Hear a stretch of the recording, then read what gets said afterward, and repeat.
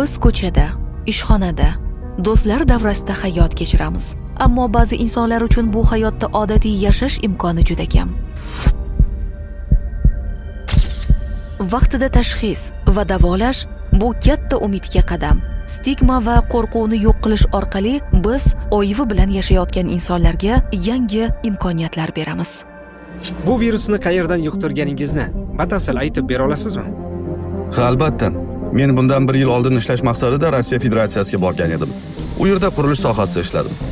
Yangi uylangan yigitman.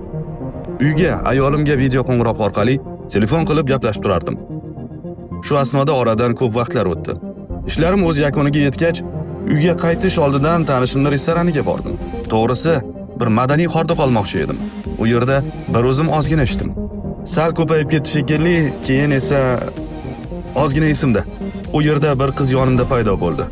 U qiz bilan ham biroz ichimlik ichdik. Keyin u bilan menimcha qolgani esimda yo'q. Keyin bir haftadan so'ng O'zbekistonga, uyimga qaytdim. Kelganimda birinchi qiladigan ishim o'zimni sog'ligim yuzasidan tibbiy ko'rikdan o'tish edi. Shifokorlar esa menda AIDS borligini aniqlashdi. Menga biron yordam bering, doktor. Hammasi tushunarli.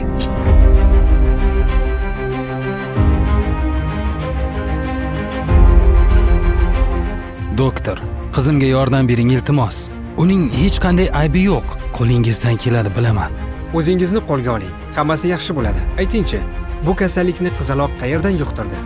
Bundan yarim yil oldin ishxonadan uyga qaytayotib, yo'l-yo'lakay yaqin sartaroshxonaga kirgandim. Kun bo'yi ishdan juda ham toliqib, uyga borib soch soqolni to'g'rilashga erindim. Sartaroshdan o'zingiz chiroyli qilib to'g'rilab qo'ying deb iltimos qildim. U esa darhol xo'p bo'ladi deya o'z ishini boshlab yubordi. Hammasi xuddi risoladagidek ketayotgandi. Shu orada soqolni olayotgan bir payt uning qo'l telefoni jiringlab qoldi. Ehtiyotsizlik qildi shekilli, yuzimni uning qo'llaridagi ustira ozgina tilib ketdi. Birdan shoshib qoldim. O'zimni zo'rg'a bosib xonadan chiqib ketdim.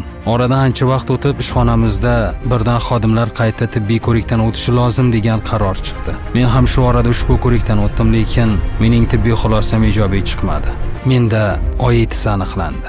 To'g'risi, ich-ichimdan notanish bir qo'rquv meni butkul qamrab oldi o'sha vaqt. Har kuni ertalab turib odatdagidek tishlarimni yuvardim. O'zidan o'zi tishlarim qonaydigan bo'lib qoldi. Avvaliga uncha e'tibor bermadim. Bu hol har kuni davom etaverdi. To'g'risi, stomatolog huzuriga borishga yuragim dov bermadi. Kunlarning birida qizalog'im meni ertalab tish yuvganlarimni qiziqish bilan kuzatib turar ekan, unga qarab jilmayib qo'yardim. Tishlarimni yuvib bo'lgach, tish cho'tkasini idishiga solib havo almashtirgan ko'chaga sayr qilgani chiqib ketardim.